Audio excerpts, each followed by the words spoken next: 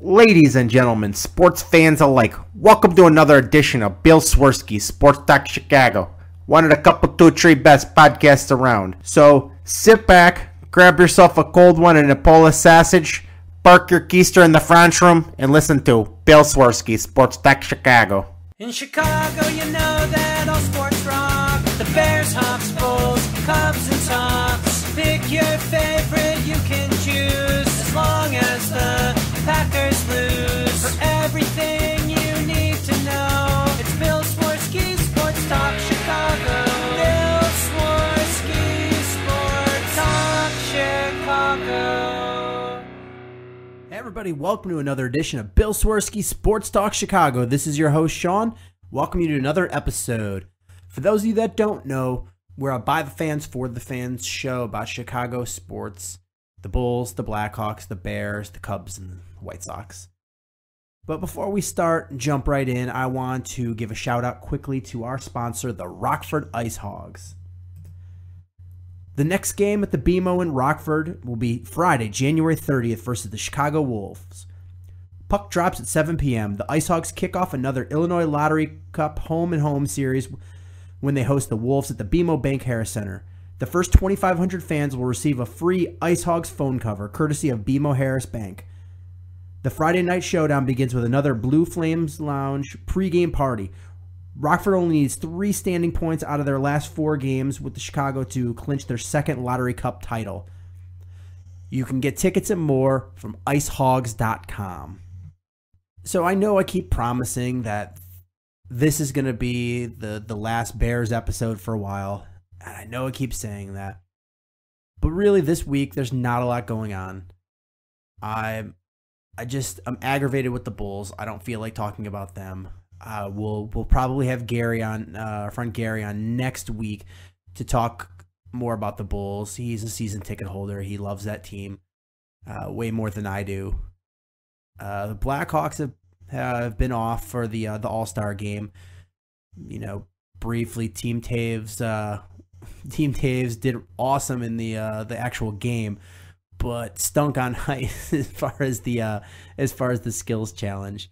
But you know, there's really nothing to talk about the Blackhawks. Cubs and Sox, they're still in a holding pattern as far as the winter meetings are in the ho-hum days of the winter meetings and the hot stove league. There's nothing really going on right now. And that just leaves us with the Bears. And the Bears do have a lot going on. It's hard to say that because of the rough season they had. We saw them get just decimated every chance they could and break all of our hearts. And it was a really frustrating season as a Bears fan. Even if you weren't like a diehard Bears fan, just being in the city was just soul-crushing with loss after loss after loss. And it wasn't even that they were being competitive in a lot of these losses. It just looks like that team was ill-prepared, regardless of what Mark Trestman said about what a great week of practice they had. It was just a terrible, terrible season. So we've already gone over the Bears, the hiring of Ryan Pace and John Fox. And John Fox he's starting to round out his staff, and that's probably the best thing about John Fox is he puts experienced guys in a position to coach what they are good at coaching. That helps make him look really good. So there was a little bit of a snafu as far as offensive coordinator. There really was not a lot of hot names left. I think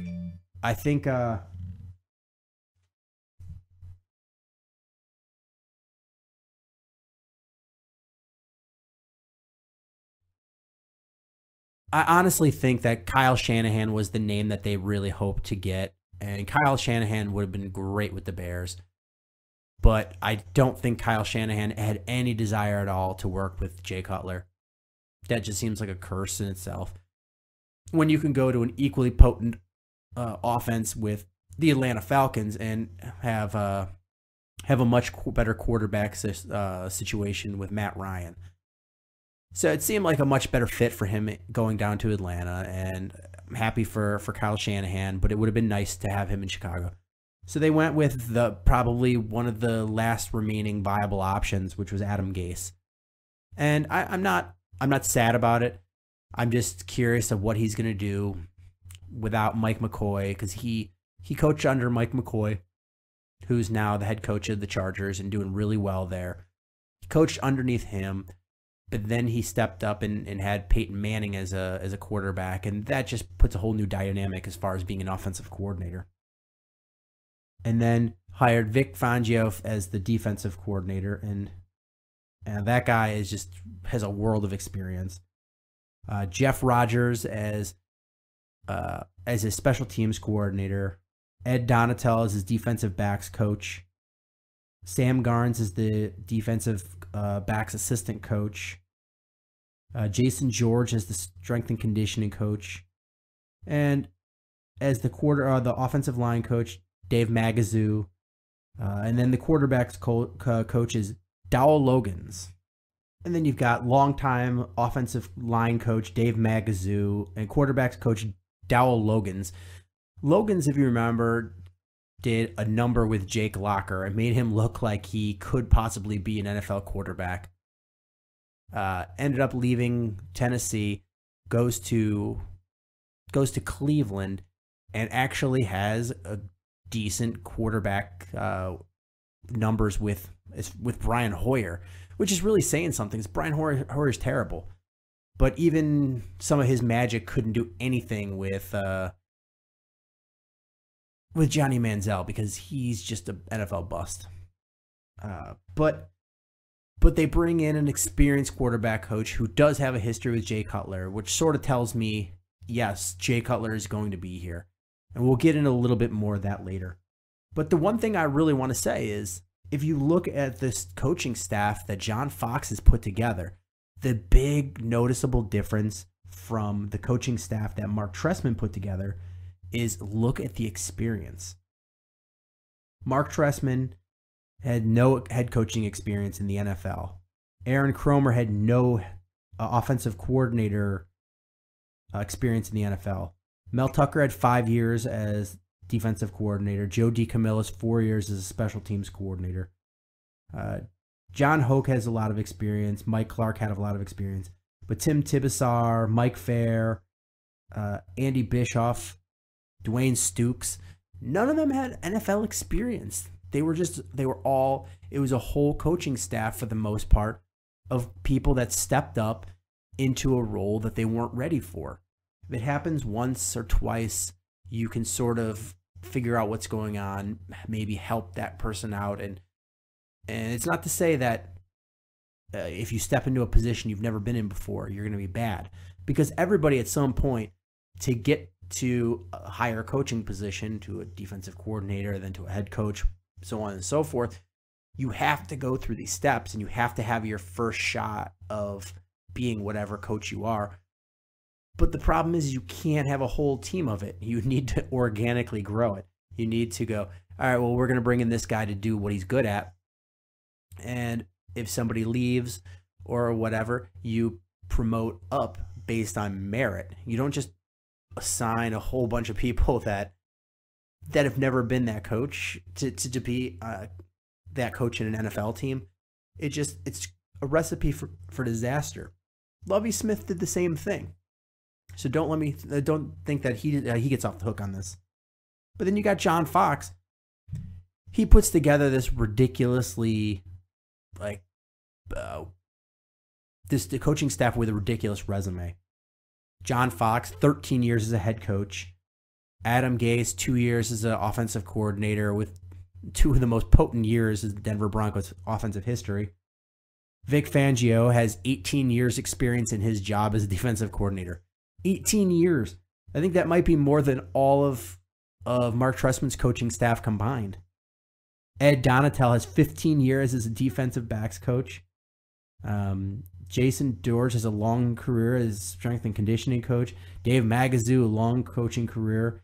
Dowell Logans, he's a long-time quarterbacks coach in the NFL. And some of these guys even had, this is like a step back for them. Some of them had higher positions at one point or another. So it's just, you have an experienced coaching staff. That is a really promising thing, because usually when you have an experienced coaching staff like that, the train doesn't come off the rails. You may have a bad season, you may not do what you expect to do, but the train doesn't come off the rails. You're able to keep control in the locker room and on the field. And that's really what the Bears were lacking last year. They had a fairly talented team.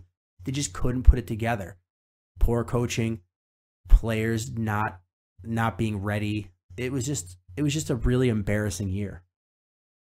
Now going back to Jay Cutler is a few reasons why I'm fairly confident that Jay Cutler is going to be the quarterback for the Chicago Bears, at least for the 2015 season, is one, they brought in experienced offensive coordinator, and they brought in a quarterback coach that has worked with Jay and knows Jay. Number two is they brought in a strong head coach. Number three, what else are they going to do with quarterback position?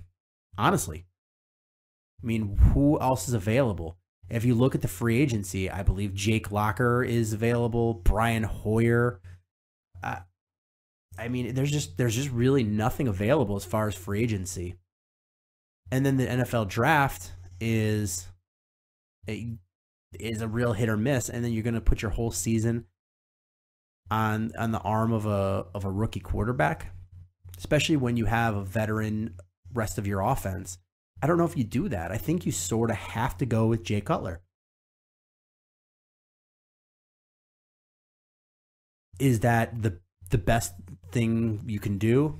I don't know. I mean, it's really the only option they have right now, and that's just sort of a fact of life. Is there's a lot of people out there. I mean, I'm not even going to read some of the countless emails that I've gotten saying, you know, Jay Cutler's terrible. You're a Jay Cutler apologist. We got to get rid of Cutler. Let's set his house on fire. Blah blah blah.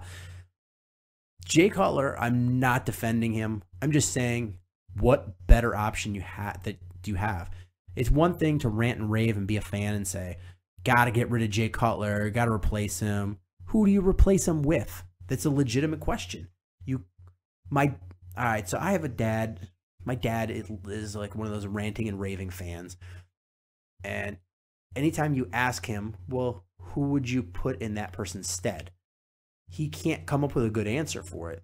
And it's really frustrating because I'm all for listening to ideas, and if you have a fully formed idea to pitch, saying, just get rid of Jay Cutler because he sucks, that's not a fully formed opinion.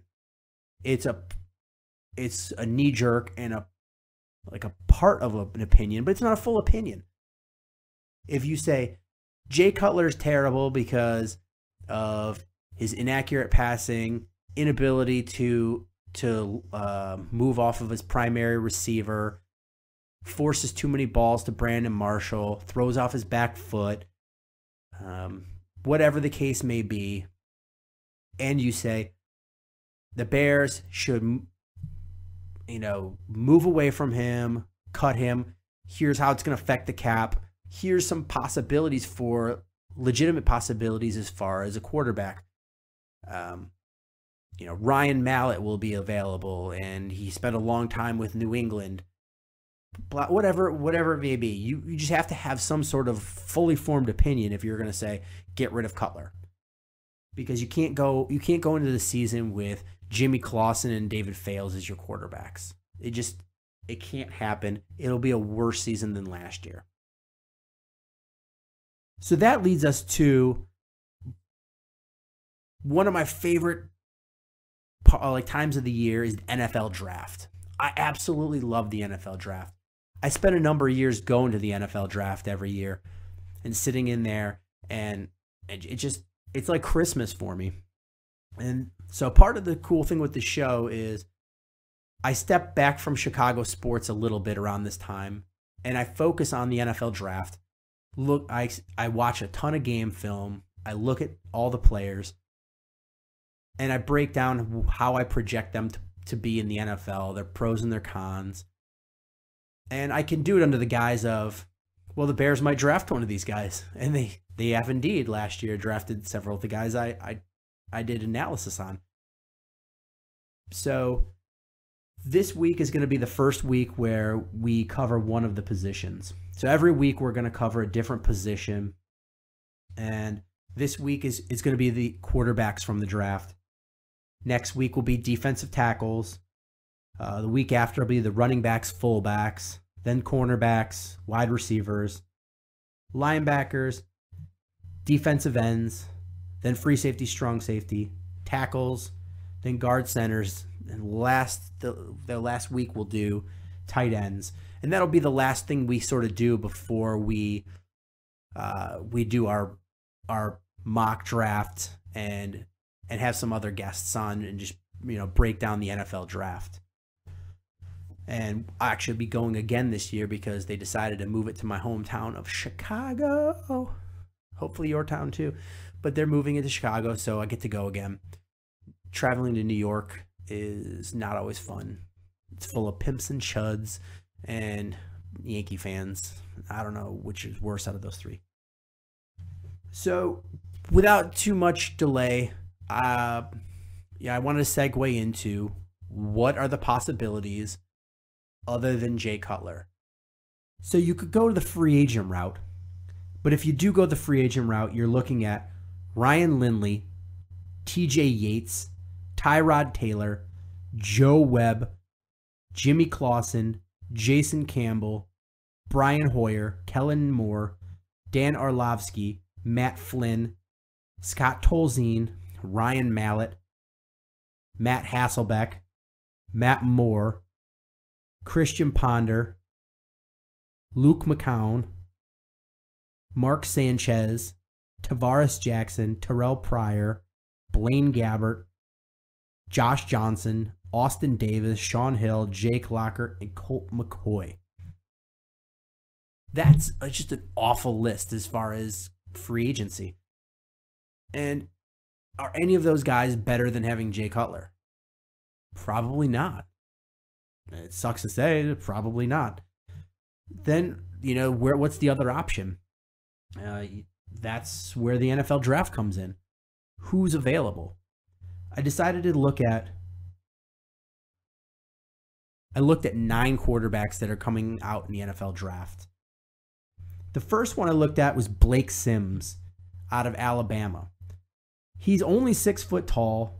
He's really got a baseball type throwing motion. Really lacks a lot of starter experience. Gets rid of the ball, but he does get rid of the ball really quickly. And that was a good thing about him, is it was quick release. He's got a really great deep ball, soft touch. He's pretty fast. He runs like a 4.49 40, which is, and I've seen as fast as 4.40. So he's got some good wheels on him. He does have some questionable decision making. Stares down his receivers a little bit. Not a ton of arm strength, but he did run a pro offense in college at Alabama. And he does get a lot of he'll get a lot of tip balls at the NFL just because he's 6 foot and he doesn't change his if he doesn't change like the release that he has. So the way he releases the ball and with his height at 6 foot, he's going to have to do a high throwing motion, or otherwise he's going to get a lot of tip balls at the NFL level. That's just a kind of a fact of life. Some notes on him is he's not big enough or fast enough to switch positions in the NFL. I don't think. He's either going to be a quarterback or he's going to be nothing in this league. But the good news is that I really, really think that if he works hard and finds a good program that'll mentor him, he could be a solid backup in this league. He's one of my sleepers. If you watch a lot of the draft coverage, is nobody's really high on Blake Sims. And I don't understand why, because I think he's got a lot of good qualities to him. If you watch him play, when he's hot, he's really hot. And you can't teach speed. You can tell that to Peyton Manning. You can't teach speed. So I really think that he's a real dark horse. Somebody that you take either in the late rounds or as a free agent rookie, if you can get him that late and really work at him in the practice squad. And I think he's somebody that can eventually work their way up because he's got a lot of intangibles and he brings another dynamic element as far as the quarterback position. Next is Bo Wallace out of Ole Miss. He's 6'4", 217 pounds, runs a 4.75. He's another guy he's a guy that a lot of scouts are really high on, and I can't see it. I sit there and I watch the game film, and I don't see what they get so excited about. He's 6'4", 217, 220 pounds. He's a decent running quarterback, especially for somebody that doesn't have the best of wheels. But he doesn't have a lot of touch on the ball. When he fires it in there. So anytime he throws it, it's just all the same speed. And if you're playing in college, that's fine because you usually don't play in cold weather. Maybe a little bit chilly, but not cold. In the NFL, if you're playing in a lot of places in the NFL, you're going to be playing outdoors in the winter. You can't fire the ball 100 miles an hour at somebody from 3 feet away. You're going to end up with a lot of drop passes. You got to put some sort of touch on a ball, and he just doesn't do that. Everything is fired in. He's got a lot of questionable. He's questionable in his accuracy when he throws. That's just a real downer with the guy. He's never precise in his throws. It's always, even when he makes the receiver makes the catch, it's never like a nice easy throw. It's never pinpoint passing. And just watching him, I think he's going to best fit a West Coast offensive scheme. He reminds me of like a less talented Tim Tebow. That's saying something. So if he is to make it, it's going to have to be in a West Coast system. I don't think he's got the arm and the accuracy to be in a system that throws the ball a lot downfield. I'm not that high on Bo Wallace. Next up is Shane Carden on East Carolina. 6'2", 218, runs a 4.92. He's a little short and has a bit of an awkward throwing motion, but he's fairly athletic, but he's not fast at all. But he does have a really accurate arm. If you watch the game film over the years, he's progressed a lot since his junior year into his senior year this year. Reminds me kind of like a poor man's Phillip Rivers. He's got a really fantastic deep ball, but he needs to be a lot smarter when plays break down. He doesn't have a fantastic pocket presence. He doesn't avoid pass rush very well. Basically, when it comes in, he goes down. So yeah, he needs to work on that a lot. He makes some Jay Cutler type mistakes, especially throwing into the defensive line. I watched that in several games. And he's going to challenge a lot of tight coverage, which can be good and bad. I mean, it worked out well for him in college, even though he played for a smaller school at East Carolina. Even when they played big schools like Virginia Tech, he was wheeling it in there to against NFL caliber cornerbacks. So he's not afraid to make the throws, and he's got the accuracy to make those throws in tight coverage. He's just going to have to be careful about it in the NFL. Because the speed of the game is going to be a lot faster. He needs to protect the ball better when he runs and when he's in the pocket. Again, like Jay Cutler, he will fumble the ball a lot. He needs to learn finesse on certain balls too.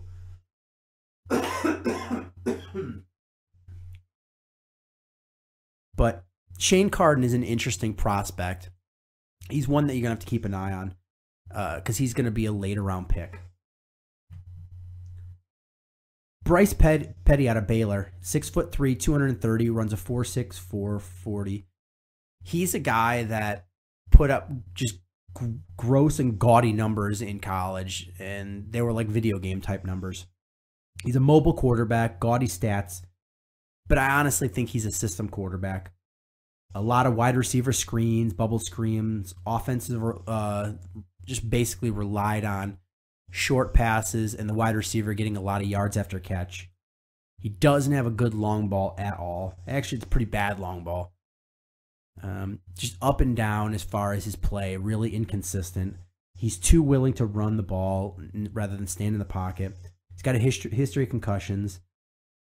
The only place I could see him having any sort of success in the NFL would be with like a gimmicky type offense like the Philadelphia Eagles run.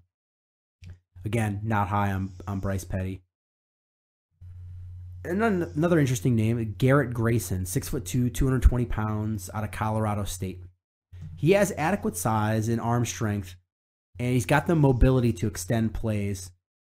but he needs to have a lot more accuracy on his throws, especially on ones that require some anticipation. So timing routes and things like that. He needs to really work on that. I mean, most college quarterbacks do, but him especially. He posted some ridiculous stats. 7,975 yards and a 55-18 touchdown to interception ratio. And that was across 27 starts for Colorado State over the past 2 years.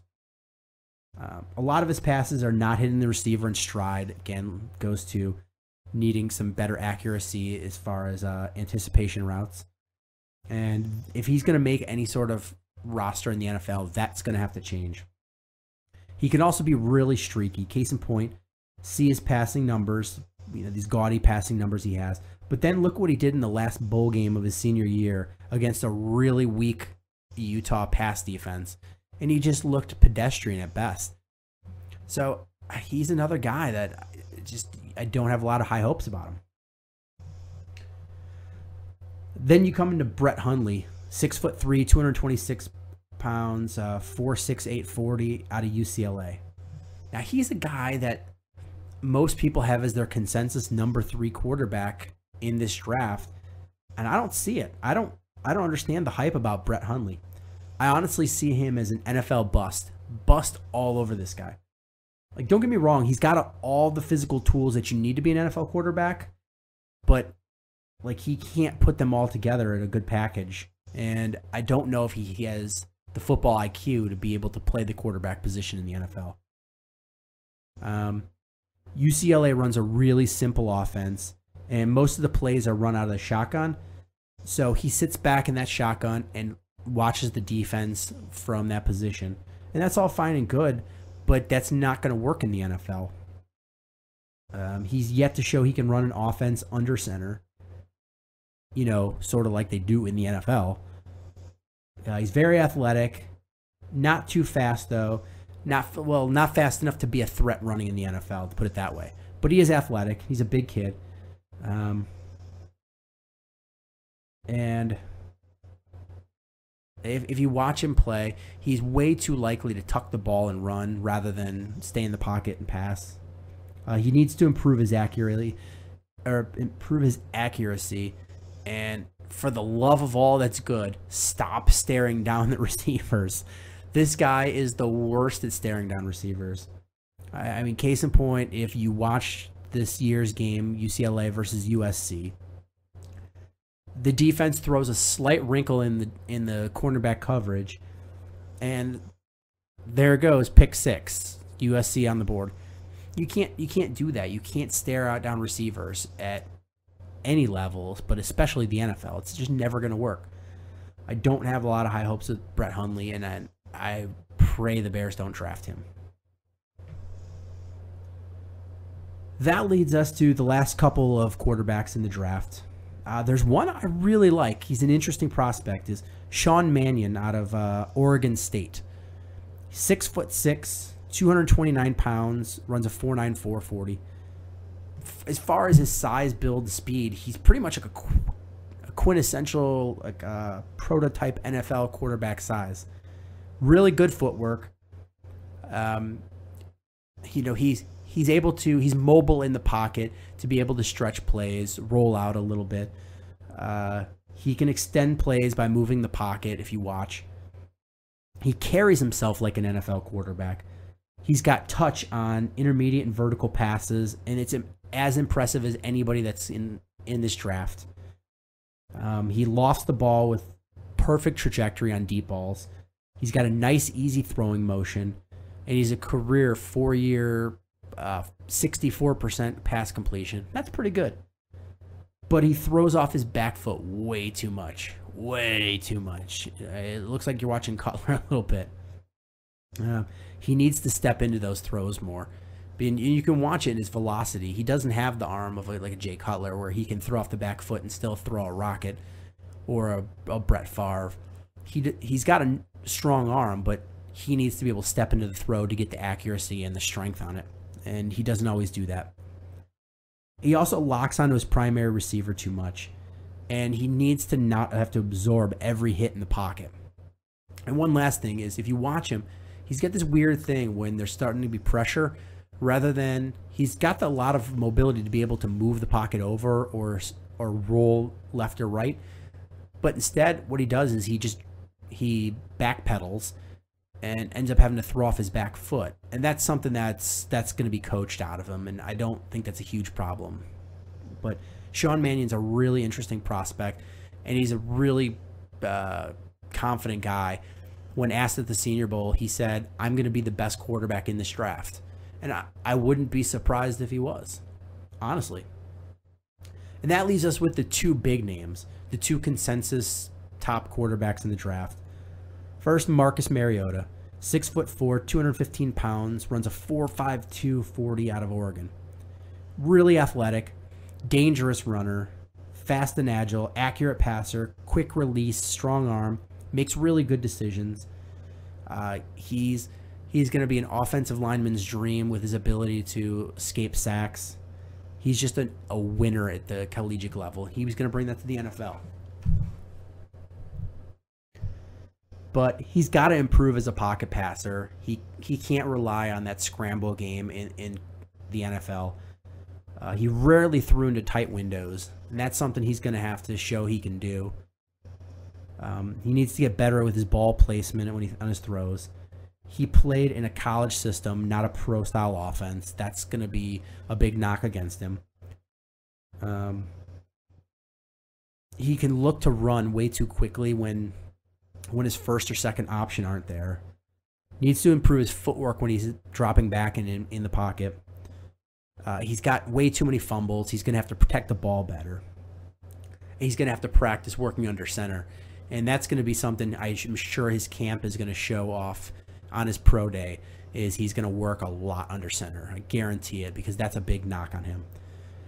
But the big question you got to have about Marcus Mariota is, you don't question his athletic ability or his football smarts. It's going to be, is he a system quarterback? Honestly, if he falls a little bit in this draft, and by fall, if he falls towards 8, 9, 10 slot, don't be surprised to see the Philadelphia Eagles trade up to get him, because I'm sure Chip Kelly is frothing at the mouth to have Marcus Mariota to run that offense of his. And then the last quarterback we're going to talk about is Jameis Winston, 6'4", 232 pounds, runs a 4.86 40 out of Florida State. Jameis Winston is hands down the best pocket passer in this draft. He's an excellent pocket passer, phenomenal at making his read progressions through the receivers. It's really good. So he'll go to his second, third, fourth receiver. Great pocket presence, really accurate thrower, phenomenal anticipation, really innate timing, quick release. He'll throw right into tight windows. He's got a really good arm with that. Good decision maker on the field. He's got a good field vision, and he keeps his eyes downfield when he scrambles, which is big, because most of the running quarterbacks in this draft, they do not. They look to just run. He's looking to roll out and run and maybe make a big play if somebody blows a coverage. Where his draft stock drops is because he's really immature. He's got a lot of off-field issues, and teams are really going to have to think long and hard if they want to draft this guy with a huge high draft pick and lock him into a several-year, multi-million-dollar contract, if he's going to do something stupid like steal crab from a grocery store. Hey, you got to be really careful with this guy. Drafting a high quarterback and having him be a bust is the most detrimental thing that you can do to your team, because it just sets you back so many years. And if you roll the dice on Jameis Winston, you could have somebody that's just awesome, or you could have just a bust. So are you going to be that general manager that rolls the dice and takes that chance? I don't know if I do. So, I mean, to sum up this draft is there's a lot of seniors, but there's not a lot of blue chip quarterbacks in this draft. A lot of these guys played in the Senior Bowl this past weekend. You had Bryce Petty from Baylor, Sean Mannion from Oregon State, Shane Carden out of East Carolina, Garrett Grayson out of Colorado State, and Blake Sims. And all of the quarterbacks combined for a 39 out of 70 for 520 yards, 1 touchdown, and 3 interceptions. Total combined, both teams for the game. That's just terrible. Like, I don't even know how to describe that. I mean, only 2 quarterbacks looked even decent throughout the practices and the game, and that was Shane Carden out of East Carolina, who I really like, and Garrett Grayson out of Colorado State, who I'm not as high on. If you're looking to replace Jay Cutler as quarterback, is again, where are you going to go for your quarterback spot? I mean, do you roll the dice and at number 7 pick up either Mariota or Jameis Winston if one of them is there? Or do you wait until, I mean, I'm sure some of these guys are going to move up much higher in the draft than their talent is warrants, because this is such a bad quarterback depth draft. But I'm sure a couple of these guys are going to move up higher than they need to be. But do you roll the dice and spend a second-round draft pick on a guy like Sean Mannion, or a third-round pick on a Shane Carden? I don't know. I don't know what you do. But, I don't know if any of these guys are ready to step right in and be the starting quarterback of an NFL team other than Jameis Winston. And you've got a lot of issues with him. So that sort of leads me to believe that you have to have Jay Cutler on this team as the quarterback next year. And a couple last things before we sign off for this edition is as I said, the Bears hired Vic Fangio as their defensive coordinator, and he's best known as a 3-4 defensive guy. But John Fox as a coach is more of a hybrid 4-3 guy, where you use the bigger defensive tackles but lighter defensive ends. So I don't know what the Bears are going to run as a defense, and that's going to be hard to make it to project what the Bears are going to draft, because you don't know what system they're going to run. Based on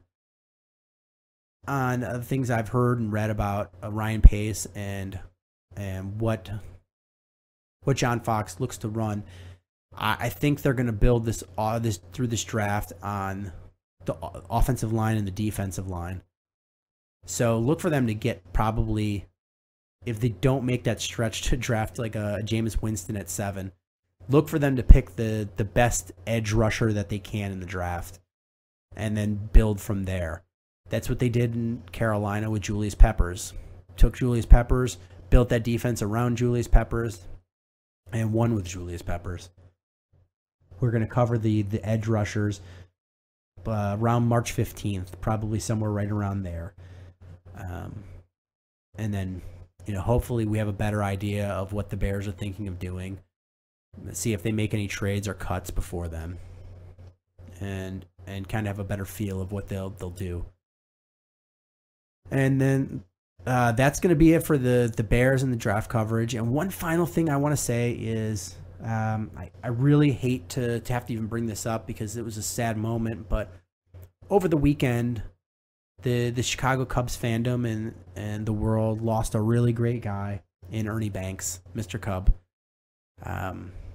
Passed away in his early 80s. I believe he was 83. So we want to give a quick moment of silence for him.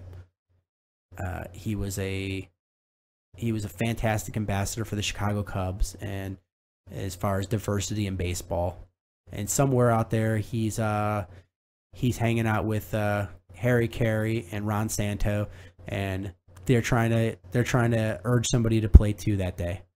So we're gonna give a moment of silence for Ernie Banks.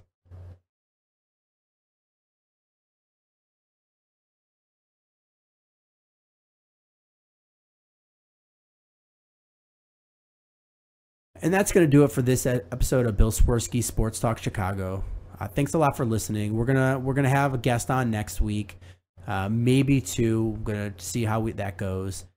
But again, we'll have some Bulls coverage, some Blackhawks coverage because they'll be back in effect. And we'll also be breaking down the defensive tackles in this draft. So thanks for checking us out, and make sure you're subscribing on iTunes and Stitcher. If you listen on YouTube, subscribe there too. Give us 5-star ratings, leave comments. Hit us up on Twitter at Swerski Sports and on our website, swerskisports.com. So thanks for checking us out, and until next time, bear down. Cubs win! Cubs win! Cubs win! Oh, I don't want her. You can have her. She's a Packer fan. She can't fit in my van. And she looks like... Remember, New Yorkers, smoking crack is not legal on planes. Bears 31 to -7. The Bears! Oh, when the Bears go bearing down.